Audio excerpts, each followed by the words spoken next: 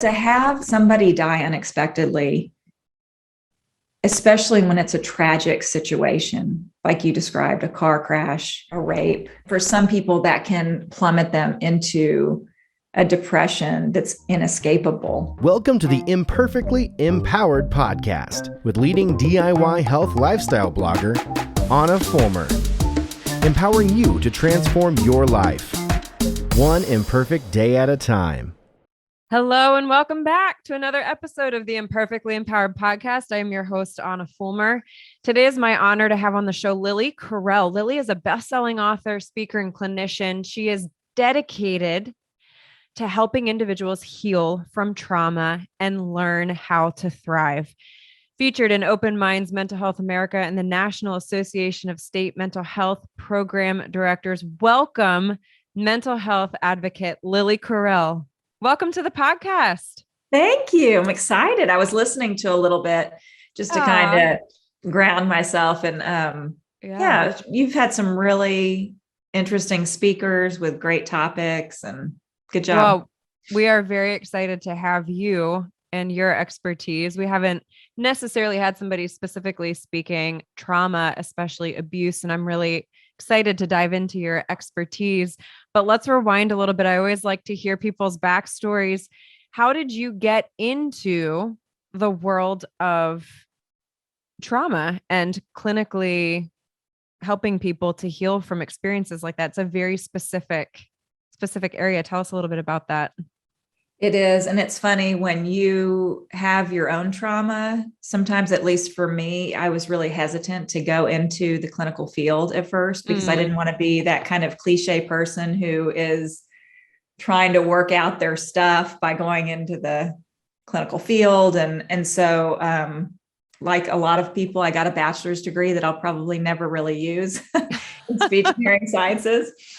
But then once I got, into kind of marriage and family therapy and finished my graduate work and started discovering how really broken our healthcare system is in this area. I think my passion just kept growing and growing. And this realization that here I am, executive in a Fortune 5 healthcare company. I'm building out all these programs, hoping that folks in the foster care system or in the IDD, intellectual and developmental disability space, are getting the supports and services they need. And then once I started to kind of learn more about what was happening out there, I was learning that people were saying they were trauma informed, but they were not showing up any differently. So it's very hierarchical. When you think of like the medical model, you've got a doctor basically listening for maybe a few minutes to hear about what are the symptoms that you're having, making a quick diagnosis, giving you medication, and sending you out the door. And all the while, you're the expert on how these symptoms are manifesting, how you're experiencing those, and what you need. And so as a clinician and as a person who's experienced trauma, I think I'm uniquely positioned to start helping make a difference in that area and helping people to consider where we're kind of falling short. So you mentioned that you yourself had been through trauma. Share with us a little bit about your own traumatic experience and your healing process and how that's kind of transitioned into, as you said, you're perfectly positioned to serve this group of people. Tell us a little bit about your own history. I was actually born in Massachusetts, which nobody believes because I don't have an accent from Massachusetts. And my mom had been suffering with bipolar 1, with psychosis. And many, many times that would kind of play out in violence in our home. As a result, my dad was actually the first man in the state of Massachusetts to win custody of his children. That had never happened. And apparently the requirement in that day and age was that there had to be a threat to life. And for a man to get custody, that was the requirement pretty much. Yeah. Isn't that interesting? Pretty high bar. Yeah. And the assumption then, and probably sometimes still, is that the mom is best suited to basically take care of their children. And probably in many circumstances, that's the case. Absolutely. but in our circumstance, it was not. And so tell people a little bit about bipolar disorder for those who are not familiar with how that, what did life look like for you living with somebody who suffered from bipolar disorder? Sure. With bipolar 1, with psychosis is even more kind of severe presentation, but essentially either she would be very, very depressed, which may include irritability, but maybe sleeping a lot and just not in a great headspace, or she would be really like up and alert and going and not sleeping. And that was really when the violence occurred most, was when she was in these manic episodes where she was just not getting, none of us are at our best when we don't get enough rest. Right. But she was incapable of kind of getting rest and very, very anxious. In fact, when she did get on medication and she was fairly consistent in taking that medication, she always struggled with anxiety. That was just something she was never able to really navigate very well. For my mom, because there were psychotic features when she was manic, she might tell us, there's a war going on, wake us up in the middle of the night, tell us to get out of bed, that the food is poisoned. We have to get under the table and hide and make sure that we're safe. And that kind of thing would crop up whenever she was in kind of that space, and obviously made for a lot of instability for her first and foremost. And then for us, just because as a child, you really believe that the food is poisoned. Yeah. And there's a war going on and it's terrifying. How old were you in this time frame? During that time was around probably 4 or 5. And how old were your siblings? You said us. Do you have siblings? I have an older sister who is 6 years older. So she was probably at the time 10 or 11.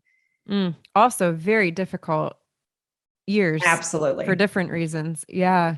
Now you were younger, but what emotions or feelings do you remember from that time? And I ask that only because I think when we're going to dive into this later, that's ultimately what you end up having to unravel over the years, are those sort of acute experiences and the subconscious truths and realities that you start to adopt in those moments that then take so much work later in life. So talk to me a little bit about what you remember looking back, what you remember feeling, and the emotions that you had to work on then on the other side of things.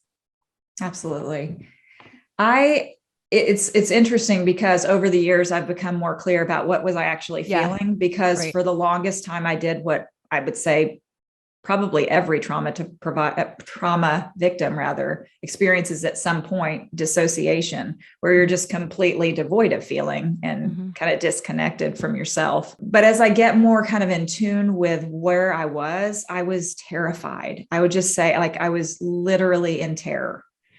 And knew that my life depended on me showing up in a way that helped kind of bring comfort and levity to my mom so that things kind of stayed as stable as possible.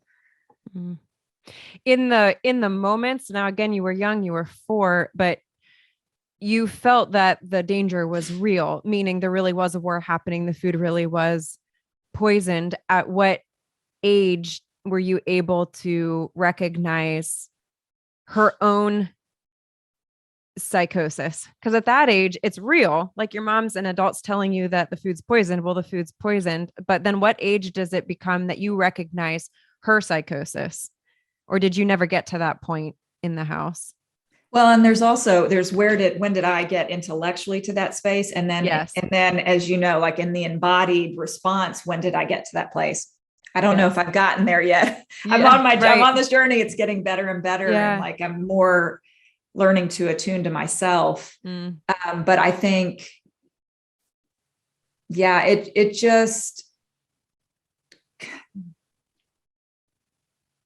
I'm so sorry. I just totally lost track of your question. No, it's totally fine. The question being, at what age do you think you recognized that what she was saying was a reflection of her psychosis, not a reality that was true for you? Thank you. No worries. There's so many things to think through in these questions. No, and then it's a fantastic question. I'm thinking, I don't know that there was a specific cutover except for I remember being in college and thinking, oh my gosh, what if I have, bipolar 1 with psychosis, which somehow my sisters and I had a half sister who also was raised with her entire life, actually. And none of us had any mental health conditions. But so I know I had awareness as I was becoming a teenager that mom had mental illness. I knew what it was called. I don't know that I was able to differentiate, because she would either be saying things were happening that weren't happening, or she was violently reacting. Like I remember a time where she threw a beer bottle, I think it was, and hit my dad in the head, and just, again, being terrified. So I think in my brain and in my system, all of those things kind of got merged together. Yeah. If that makes sense. But, so you were in college, then you were saying, sorry, I didn't mean to interrupt you. Go ahead. Tell me about your dad. Well, I was just to say my father was fairly open that my mom had mental illness. So I do remember, being aware that there was something that was wrong with mom.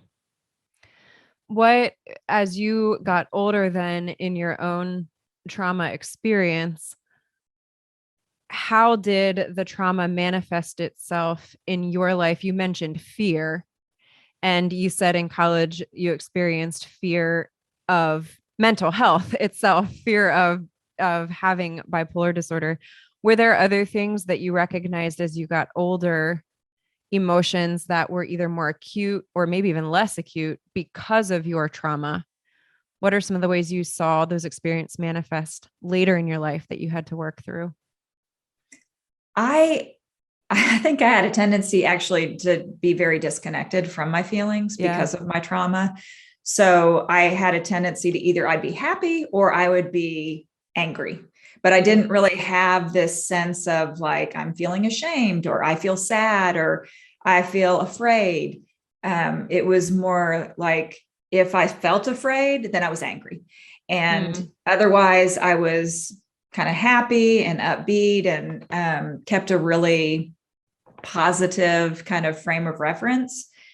And it wasn't until I started kind of doing my own therapy that I started to connect with a little bit more complexity around what I was feeling and how shame might turn into anger because that felt safer, or sadness would turn into anger because sadness felt vulnerable. And I didn't want to be vulnerable because I didn't trust anyone else to meet my needs. I had to take care of attuning to others. So it's been really a journey of kind of mapping, if you will, from anger or even happiness to like, what's going on, what's contributing to this, how am I really feeling, what am I needing? That was a huge distance run from what am I feeling to what do I need?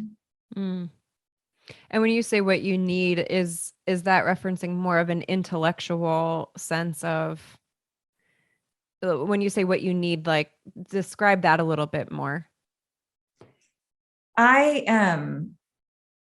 Because when I was growing up, it was all about mom and making sure that everything was okay. I wasn't really familiar with what was going on inside of me and what did I need.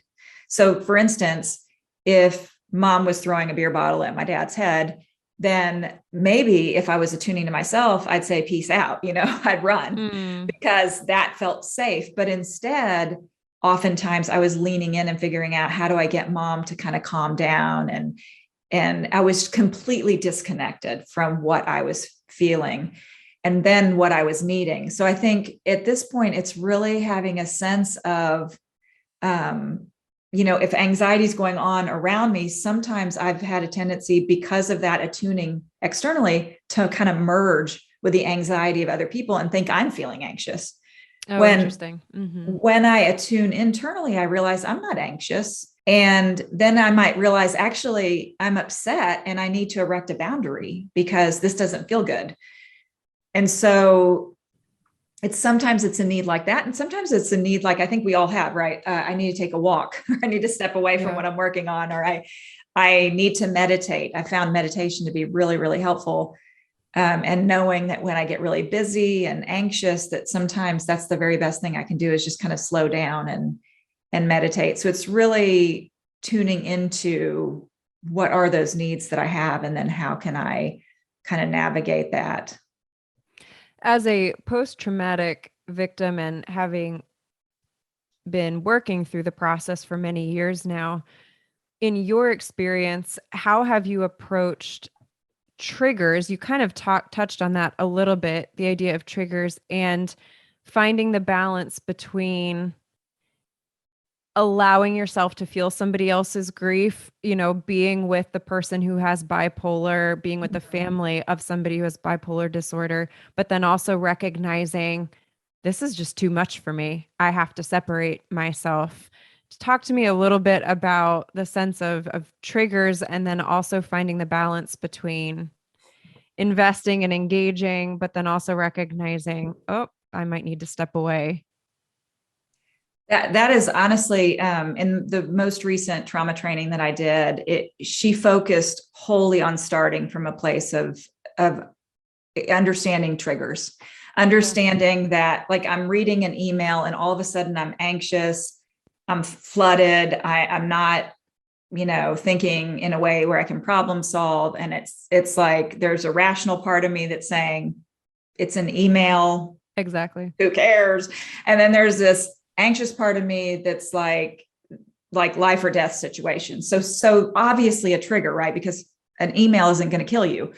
But when the email gets connected back to the feeling like you have to immediately respond, feeling like you have to calm everything, it gets associated with a life or death perception and how your brain has changed from that trauma. And so I think understanding those triggers first and foremost is the most important thing to do, to say, this is a triggered emotion. This is a triggered emotion. Just reminding yourself that I'm in the here and now. I'm sitting, in my office. I'm safe. Yeah.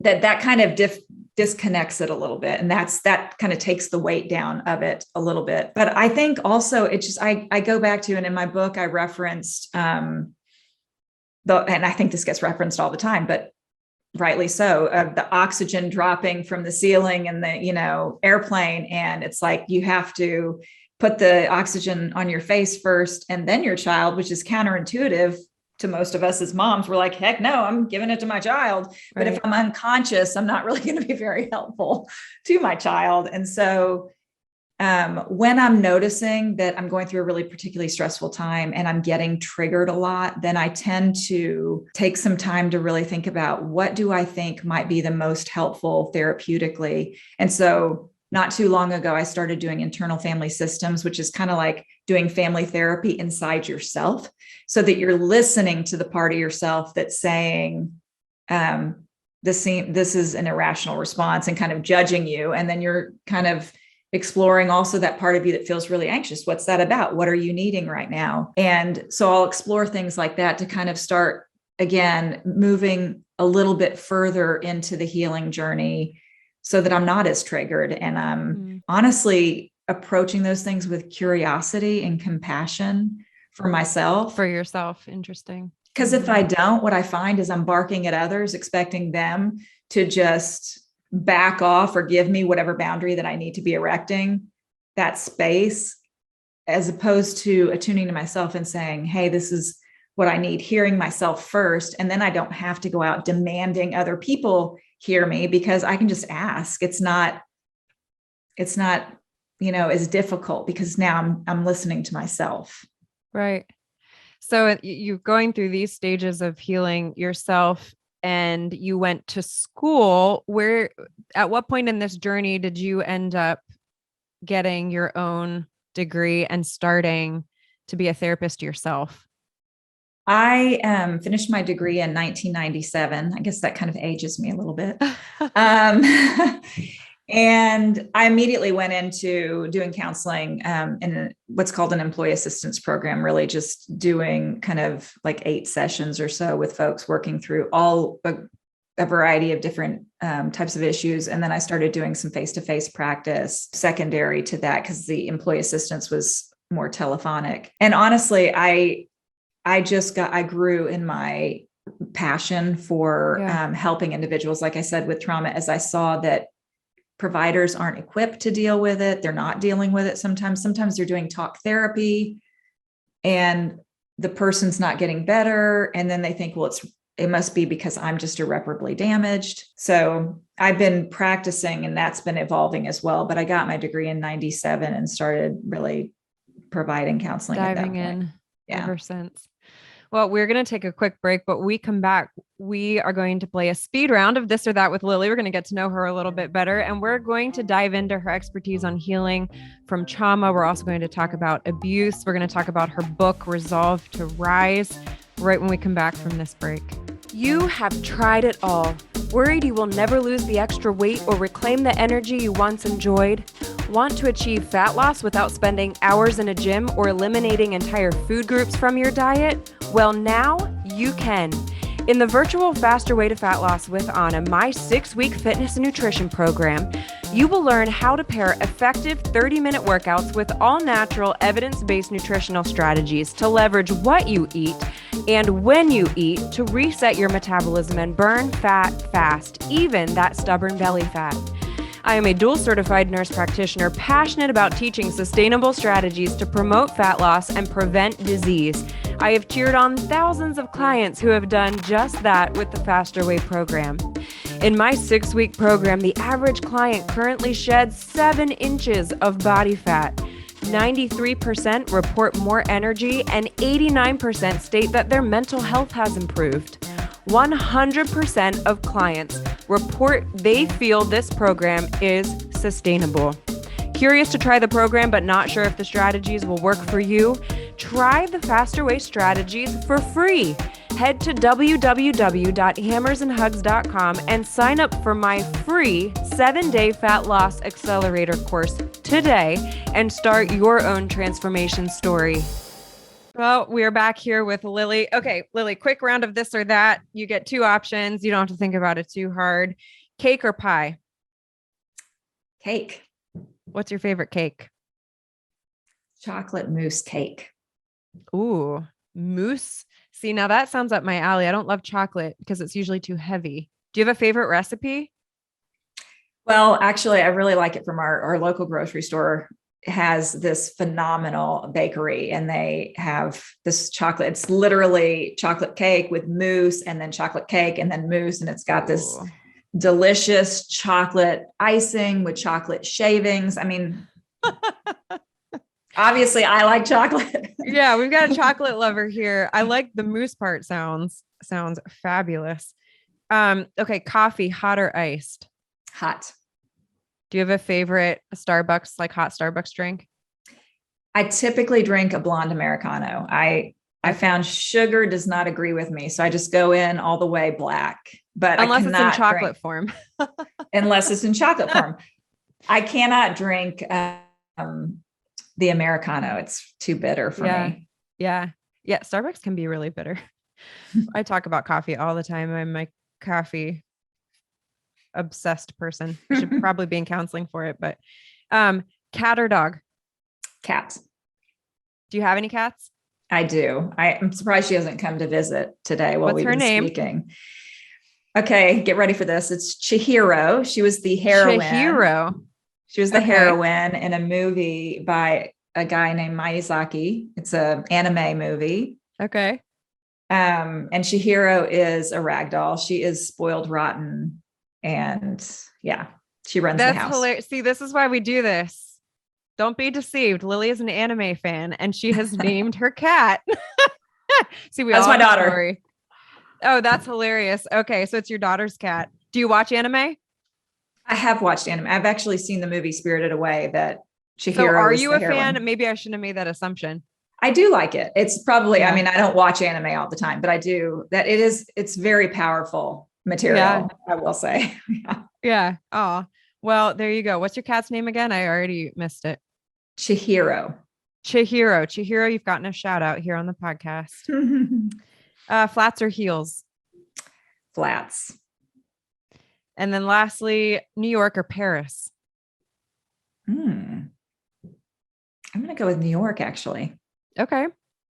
I've never been to Paris. I've been to New York. I'm not a city girl, so I'd answer neither to my own question, probably. You have spent 20 years, approximately 20 years, counseling others through trauma and grief. You've had your own traumatic story. Talk to me a little bit about the difference between trauma and grief. This idea that we all experience suffering. Suffering to some degree is an inherent element to the human experience. You know, I would argue in a broken world, we're going to experience suffering. But in my own experience, professionally and personally, it's not necessarily the same thing as trauma. And even within trauma, there are different aspects to it that create different responses. And I'll just give some framework.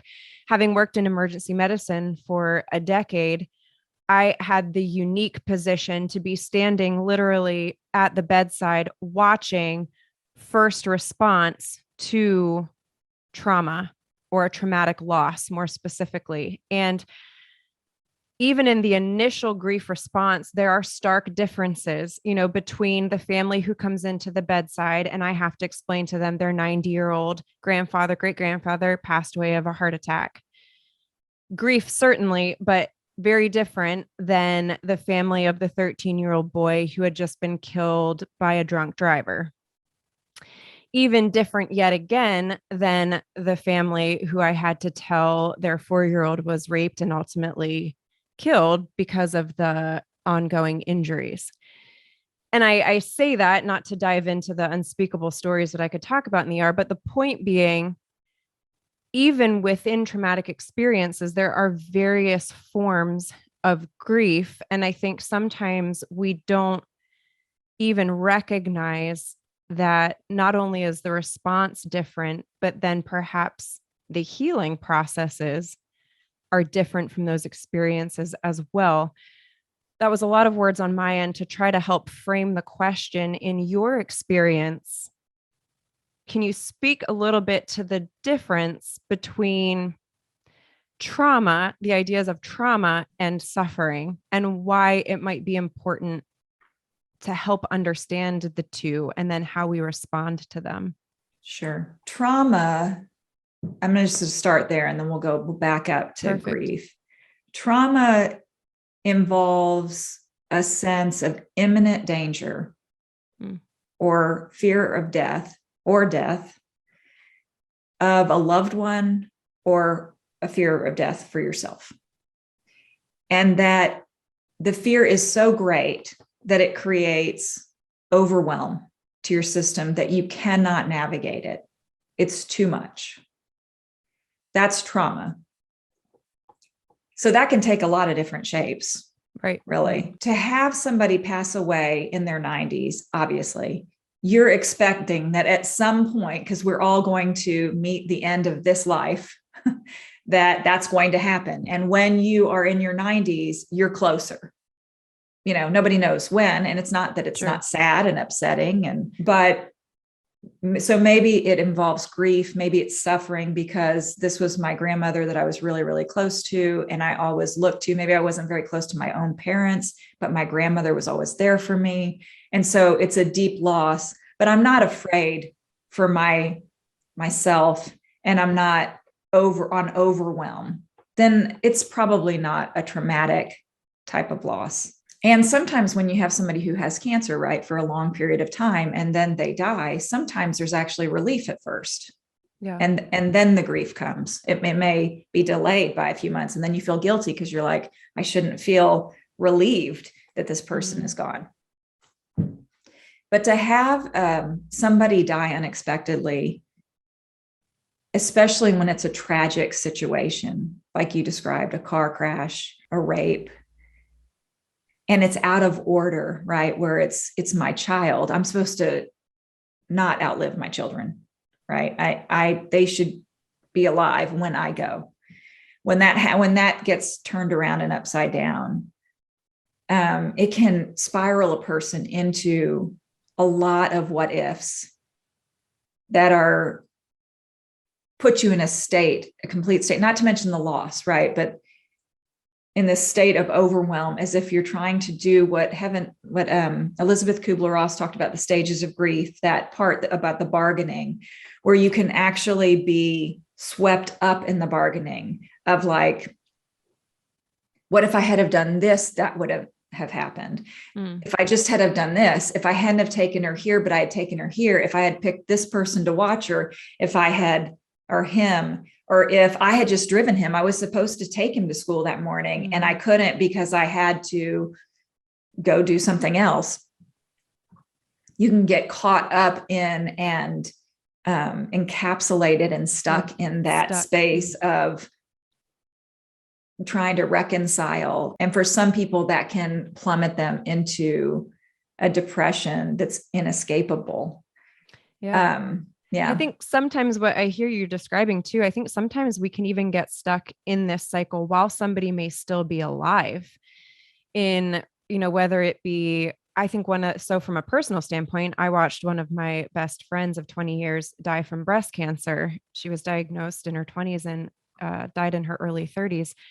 And it was the first that I had personally experienced walking side by side, with somebody with cancer. And then I personally helped her for the last month of her life. And, a side note for me, the blending of the two worlds, professional and personal, was part of the trauma for myself, because we like to keep them very separate, especially in the ER. And when suddenly they blend, every patient that I saw in the ER with cancer, it was so hard for me to separate and to keep kind of that professional mindset. So that was, a whole nother issue, but it was enlightening to also experience that sense of, it's almost like you're going through all the stages of grief while somebody's still living, because there's few experiences where it's almost like they're dead, but they're alive. And there's times that you look at cancer patients in the end, and it just seems almost unbelievable they can still be living with the physical body that they have. And I think there's other examples where that could be the case. Maybe it's a mental decline, and it's somebody that you love for various different diagnostic reasons is no longer mentally there. And so you're grieving while they're still alive. It's almost a traumatic loss, but they're still living. So, it's for people listening and watching. I also want to encourage you that it's not just necessarily a loss through death, but maybe it is ongoing loss that is taking a long time, or it is the loss of somebody's personality or whatever it may be. I think all of the things that you're speaking to here are applicable to those scenarios as well. What about, so in your own life as a good example, how can we be helping not just to recognize maybe symptoms of trauma in our own life? Maybe somebody's gone through a traumatic event and they don't even recognize it's a traumatic event in their own mind. Or maybe it was somebody who experienced trauma when they were younger. You mentioned foster care. We are adopting our fourth child. We're adopting. We have 3 biologically, and he will probably be slightly older, between 3 and 5. And reading these books on really the traumatic processes that so many of these children have to heal from, I'll give that as an example. But speak to me a little bit. Maybe there are 2 different examples. But speak to me about recognizing symptoms of trauma in ourselves, but then also in other people, and how then we should be responding to that. In this instance, I really love an aspect of the 12-step program where it's like, I'm sharing my story, and then it is not disarming, but it keeps you from having to be super vulnerable, but you can relate, and you're thinking, I felt that. So I've had a lot of people say they read my book and they didn't realize, or it prompted them to look at their trauma or realize that what they experienced was trauma. So I think one part of that, in terms of the second part of your question, which is how do you recognize it in other people?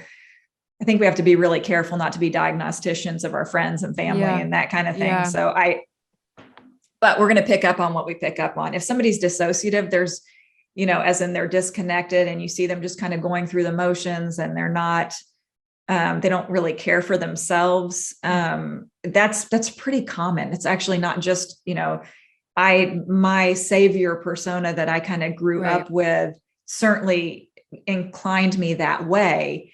But if somebody's going through a frustrating situation also, and you're thinking, well, they should never have spoken to you like that, and they're feeling bad, like they did something wrong, that's usually an indicator that there's this over responsibility, and there's like, they're attuning externally. They're not, they're not honoring that.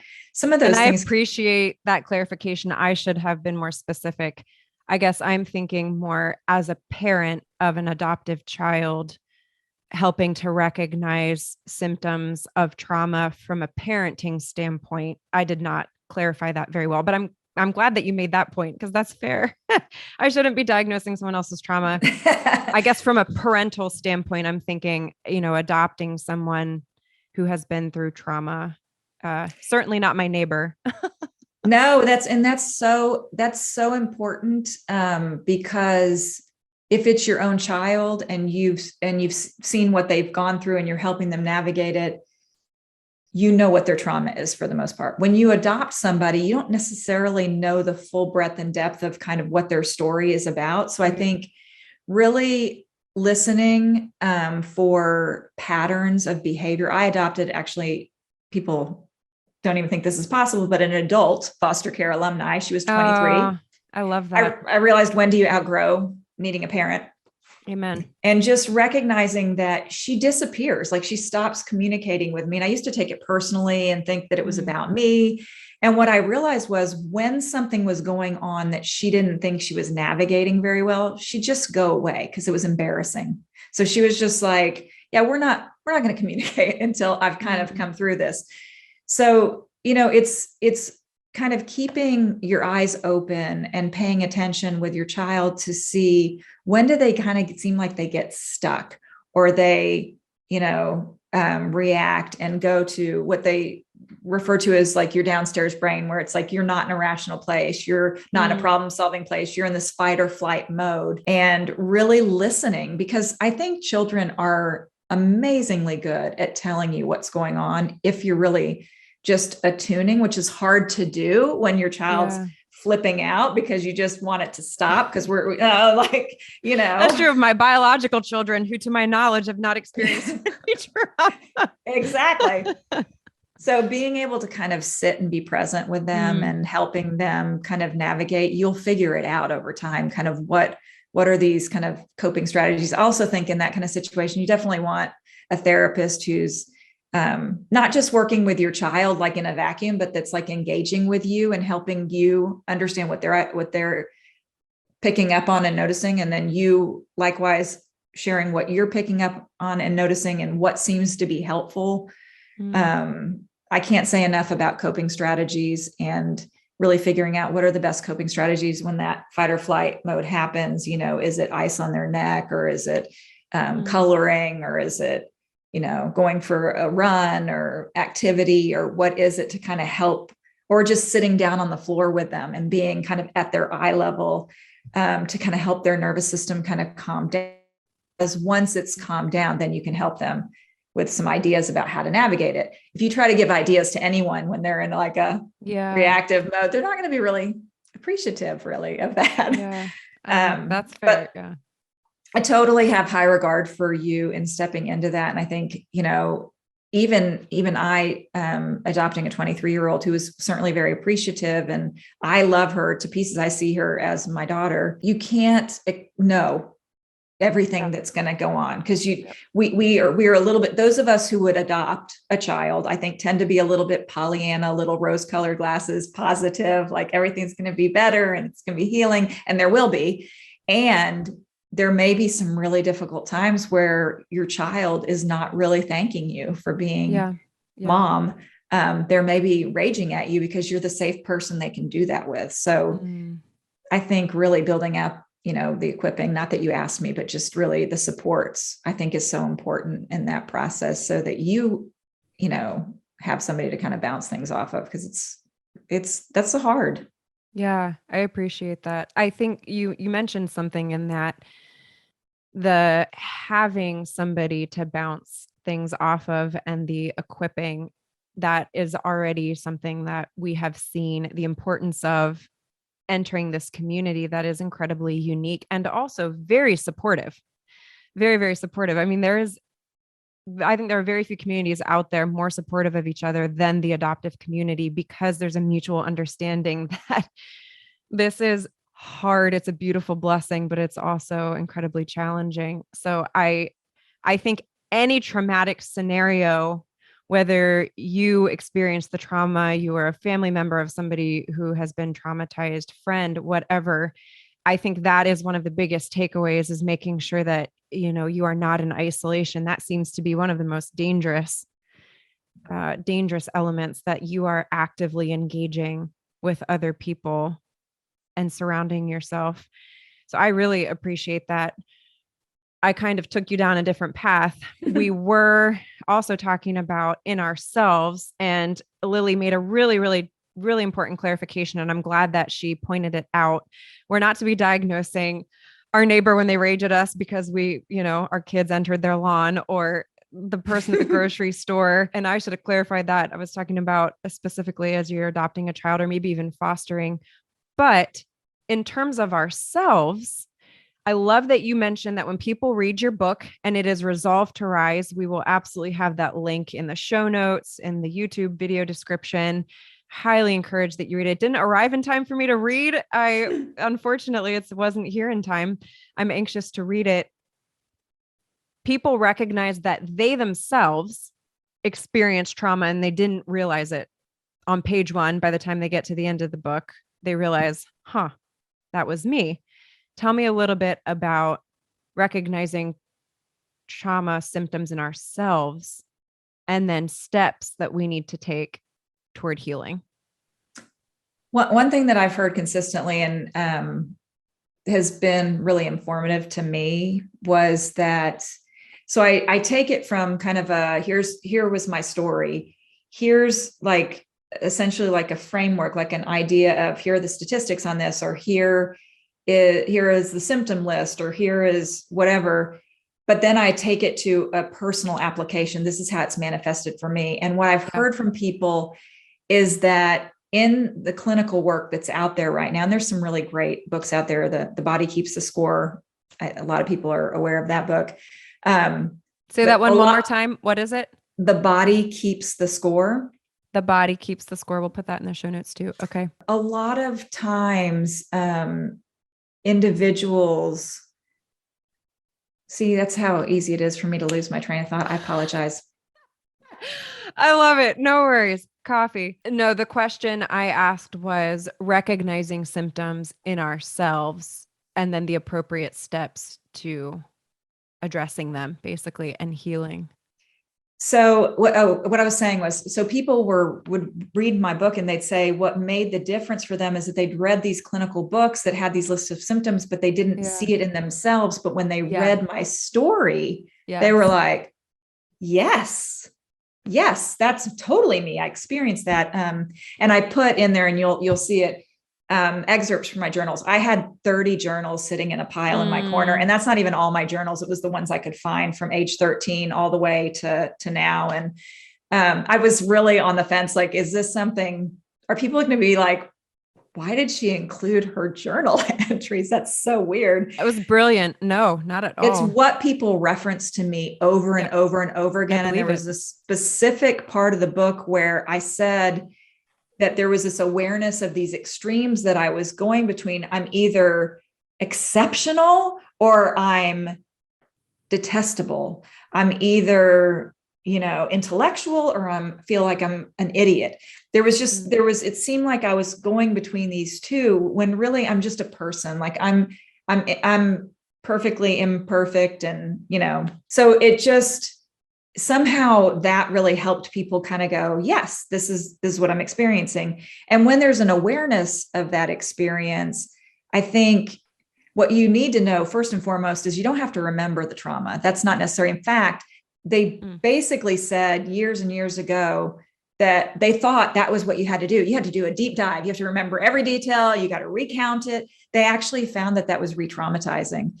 So So that's not necessary. I think it goes back to what we were talking about earlier, which is recognizing the triggers, the symptoms that are manifesting today. That's what you're dealing with, is what's happening in the here and now, and really exploring that and giving it curiosity and compassion. Like I said, because our tendency is to be like, why am I reacting like this? This is so embarrassing. It's ridiculous. I shouldn't feel this way. And we kind of berate ourselves, as opposed to kind of thinking, I feel really, really upset right now, and I'm beating myself up. What's going on? Like what? And really exploring that and figuring out that, oh, I'm embarrassed. I feel like I just made a mistake out in front of a bunch of people, and I'm humiliated. And I feel humiliated because I always told myself I couldn't make any mistakes. And that's kind of silly, because people make mistakes all the time. And just doing some kind of exploring of like trying to figure out like, what is that about? And giving ourselves compassion in that. On that note, really quickly, one of the things that I thought was the most important that I wanted people to take away was that when you start developing these maladaptive, coping strategies, we have a tendency, like overeating, we'll just say, or restricting your diet, or suicidality even. Yeah. I was gonna say self-harm is what comes to mind. Yeah. We saw a lot of that. Yeah. And we have a tendency to think, well, just stop doing it. But it is their coping strategy. So I think it's important to understand that those are there not because people are defective, but because they're adaptive. And it's important to understand, how is that serving you, so that you can figure out something that's more life-giving that can serve you in that way, rather than just telling a person, which is kind of shaming in a way, that even though that's never the intention, to say, just stop doing it, because the person doesn't know how to stop doing it. And in fact, it's serving them. So to say that is like to say, I want you to stop doing the thing that helps you survive. Yeah. Without helping them understand how it's helping them survive. And then what can I do instead of self-harming that can be self-soothing, that can help me feel in control and empowered in my life, and taking back that control that I feel like was taken from me. So is that the process for somebody? I'm just thinking through, you were talking about these maladaptive behaviors that come out. And certainly I appreciate what you're saying, that sense of, in my head, it's like, just stop doing it, and like you're saying, this is their adaptive mechanism. So now on the side of somebody, I'm the one that's gone through trauma. I'm cutting myself. I'm, experiencing suicidal ideation. I have these massive swings in behavior or habits. In your experience, what is then the first step for me? Because as an outsider, I don't understand, how does that person even recreate these habits? So what would you say to me if I'm the person going through that trauma, so that we can kind of understand the approach? How do I start changing and take back control? Where does that even begin? I loved this question so much. So I'm going to give it to you. We're going to pretend for a second that you are suicidal. Yes. And so I want you to just sit and just feel this in your body and take this in and think about it. If suicide is the solution, what is the problem? That is a great starting place in terms of like, what is the problem you're solving with suicide? Brings you to a space of deep insight as to where you need to tend, where you need to take care of and give regard to yourself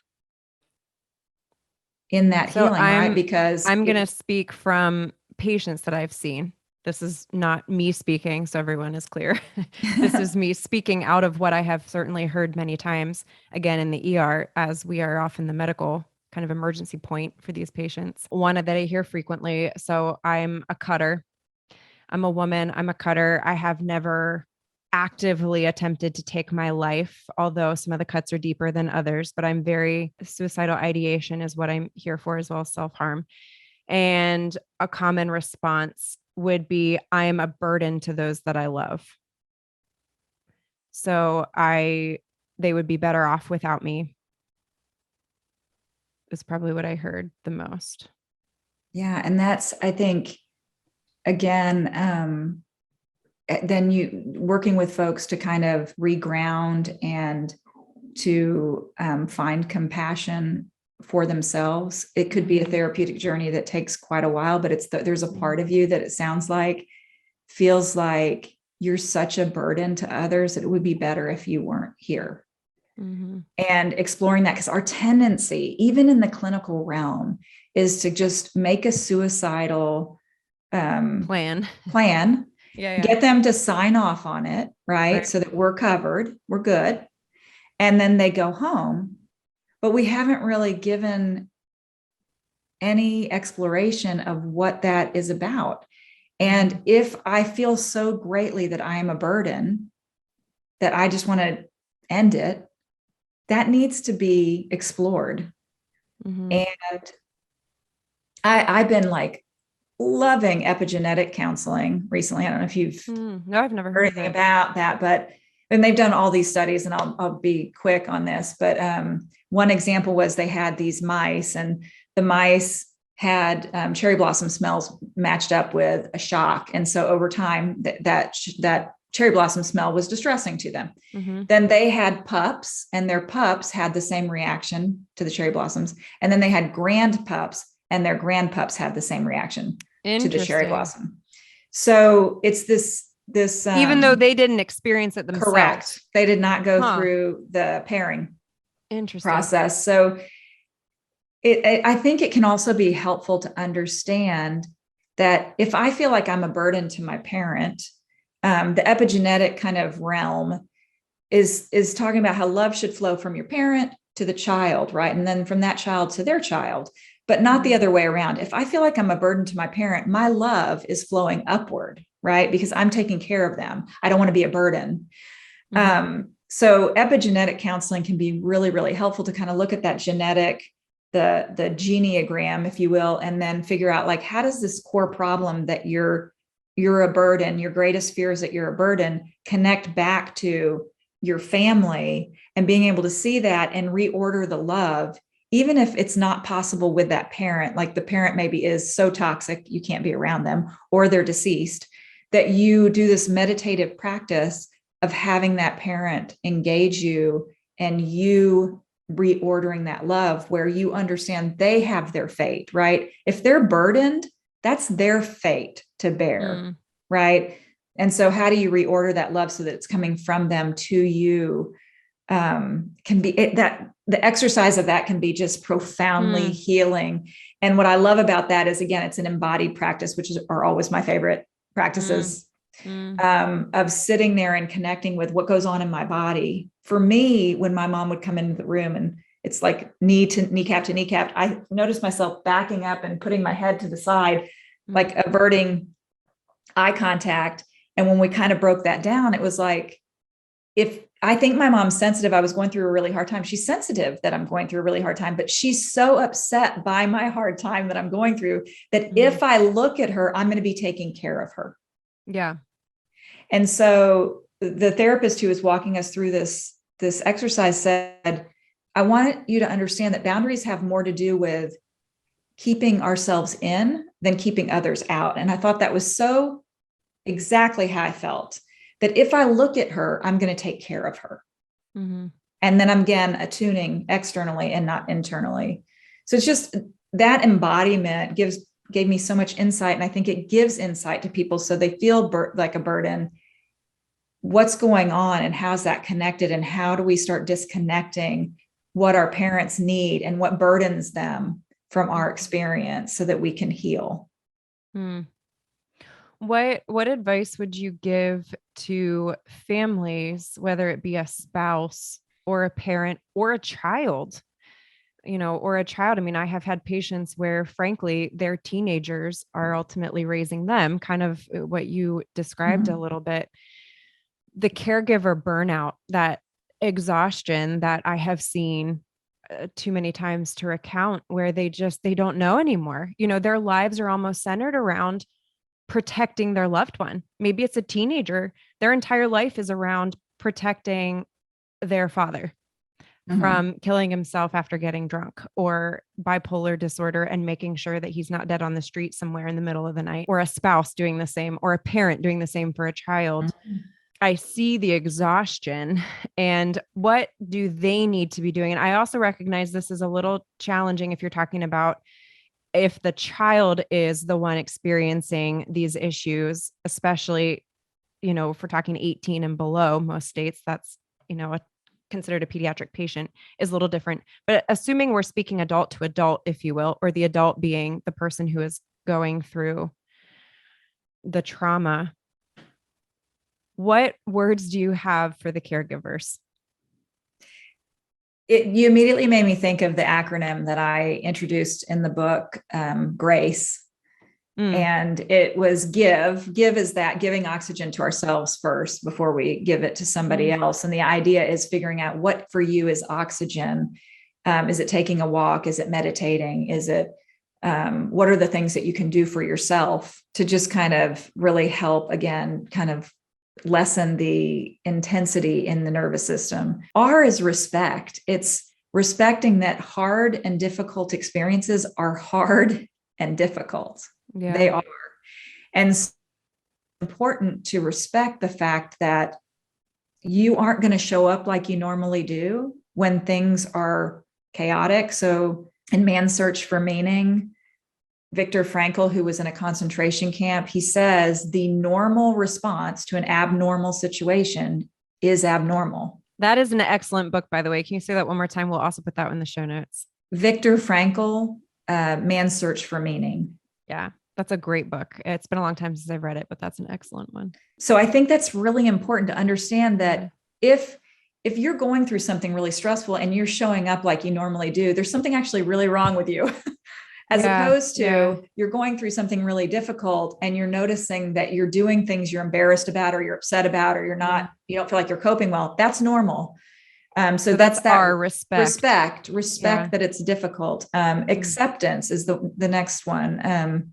Accepting where you are, not trying to force yourself to be somewhere else, or just knowing that this is where I am. And another book, sorry, I'm like, listen, you cannot have too many resources in life, please. Perfect. Okay. So When Things Fall Apart by Pema Chodron, great book. I create these little note cards. So I created this little note card. It says abandon hope. Seems counterintuitive. For me, it was super profound, because what she's saying is we spend so much time when we're in pain, hoping that the situation would be different, hoping that we would show up differently, never, ever sitting with where we are and who we are. I think that's that acceptance of being in that space of, because what causes suffering? Not wanting to be in the situation that you are, not wanting to be showing up the way you are. That creates suffering. The pain is the pain. We can't do anything about that. Pain is pain. But we can actually create suffering for ourselves. C is for compassion. If you came to me and you said, I'm going through this horrible situation, I'm so upset, I'm going to be so compassionate to you. I'm just going to be like, oh my gosh, that sounds awful. Tell me all about it.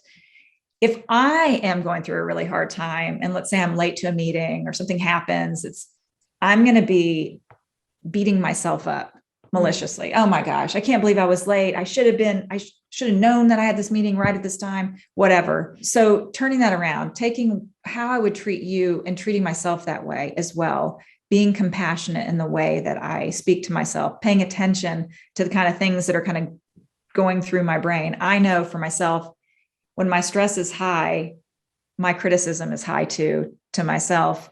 So watching out for that and trying to make sure I'm changing that language. And then the last one's every day. It's just not letting yesterday follow you in today, starting fresh every day with giving yourself grace. And I think that's a great place to start, and it can manifest in a whole lot of ways. And give can be giving yourself a therapeutic intervention with a new therapist using a particular approach that's interesting to you, or it can be going for a walk. Yeah. How much, my last question here, again, I'm thinking through so many interviews that I've done over the years, and there have been scenarios where I will see a patient on the other side of their journey. and they're coming in for something unrelated. But of course, as many of you know, when you go into the ER, we're like the people that people will say anything to you because they know it's all in a safe space. And I mean, the stories that I've heard and could tell, but it's also interesting. I've heard stories on the other side where for their particular story, the best thing that happened to them is a loved one released them, meaning they were still there. They knew that they were there for them, but almost this sense of almost like they backed off. They no longer were like hovering in a protective manner all of the time. And they kind of had to face in a very real way. It's like they knew that somebody was always going to come to their rescue. And so they never had to fully take ownership of the threats that they were making. And that's not always the case. I am sure that is not necessarily a good approach, but I'm thinking through that standpoint of that loved one. Where is the line, especially if it's adult to adult? At what point do you just simply have to say, you're an adult, I am here, but I can't completely change my life, to constantly making sure you don't actually follow through with your threat that you're going to take your life, or that, you know, you're going to overdose on whatever, even if it's unintentionally. It's a really poor way of wording it, but I'm just thinking back to a lot of conversations. Is there a place that, as you know, working with an adult, that you have to back away and take a step back? Or where's the balance there? What, could you ask me a more challenging question, please?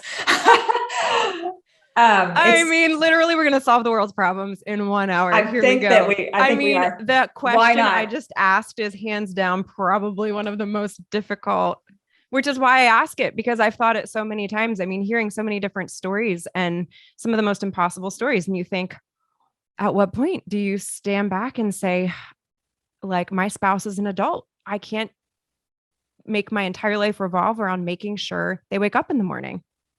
I don't know. Where's the balance there? The reason it's such a hard question is because there's so much complexity, and it's so delicate to say, I think we all have to, again, be attuning to ourselves, and when you attune to yourself, when you really connect inwardly and you have curiosity, you tap into a wisdom that is unbelievable and will guide you. And if you're living with somebody, or you have somebody in your life that you're engaged with who's in that space, oftentimes we become attuned to that person, and we're worried about that person, and we're acting out of a space of kind of trying to rescue that person. Yeah. Or protect them. Yeah. Right. And I don't think any of us can rescue any person. I don't. I think we can be compassionate, we can be loving, we can show up in a way that supports them.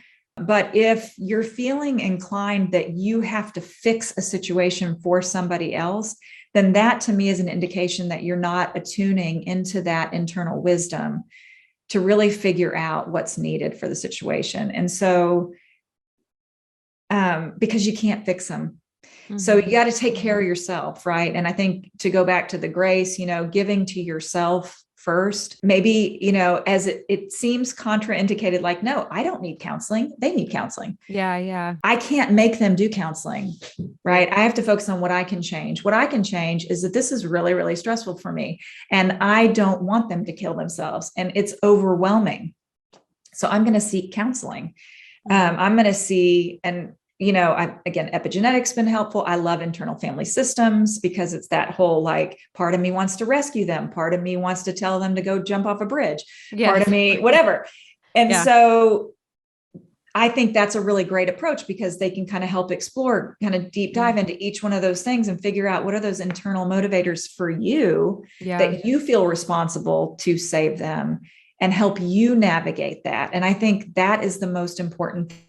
It's that whole idea of, if I'm sitting there, and I'm going to go back to a little oxygen analogy, and I'm going to take a little bit of a privilege with this, but if I put the mask on myself, right, and then I put it on you, and then, like, but you seem like you're still struggling, so I just need to keep it on you and keep it. Eventually I'm unconscious, right? Like, it's not just that I didn't put it on myself first, but if I'm focused around you and just hovering over you, like you said, and at some point I've neglected myself to the point of depletion.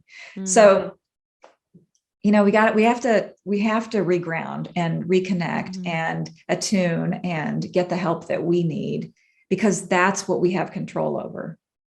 The two forms of counseling that I've heard you mention, epigenetics, you said, and what was the other one? Internal family systems. There's so many great ones. Is that something that I could Google and find somebody near me? Like how would I find somebody that is specific? As you mentioned, not all therapists are created equal. Not all anyone is created equal. Let's just be honest, which is why we have such amazing people on this podcast, because they give us clarity. So what would I want to Google to find a therapist near me who would be able to specifically hone in on this type of traumatic counseling? So there's a couple things that I've done. In my book, I created a table. It's the very, very end. It talks about different approaches, kind of how they view trauma, and then what you could expect, if you were to get that type of treatment.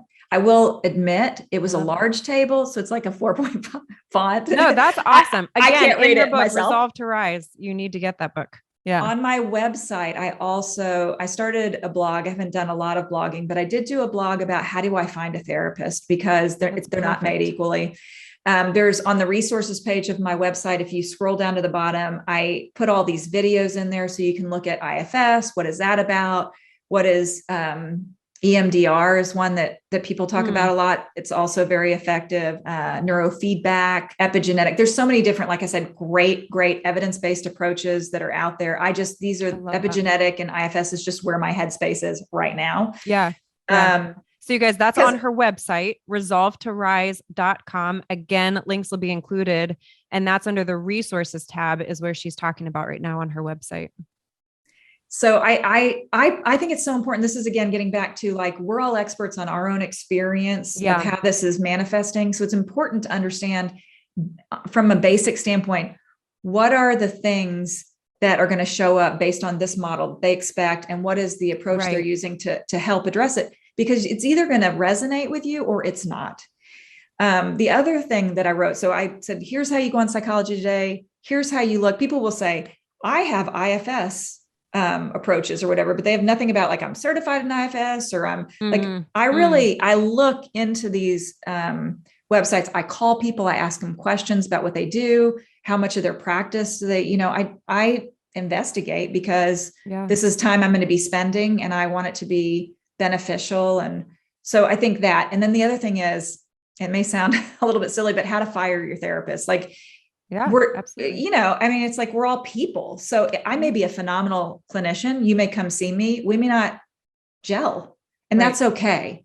Right. In fact, we should be celebrating that when we've created a trust with a client where they can say, this isn't working for me, and move on to somebody else. It's actually a positive compliment. So I kind of talk about that too, because I think people tend to think, if therapy's not helping me, it's my fault. There's something wrong with me and I'm not fixable.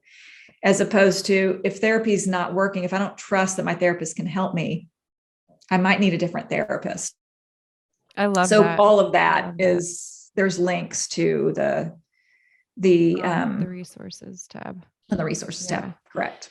Lilli, you have a quote on your website. I'm looking at it right now that I absolutely love, resonates with me. It just simply says, broken to perfection.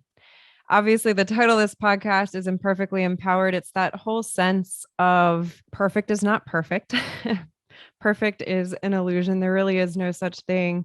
The point being, your story matters, and you are who you are because of the difficulties, because of the suffering that we've all gone through, is part of what makes us so unique.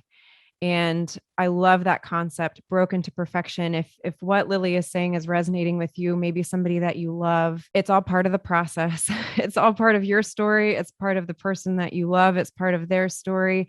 I firmly believe that God can use it in incredible ways. We've certainly heard those amazing stories and the light on the other side, beauty from ashes. I highly recommend that you check out Lilli's book. It is called Resolve to Rise, Become Greater Than Your Circumstances.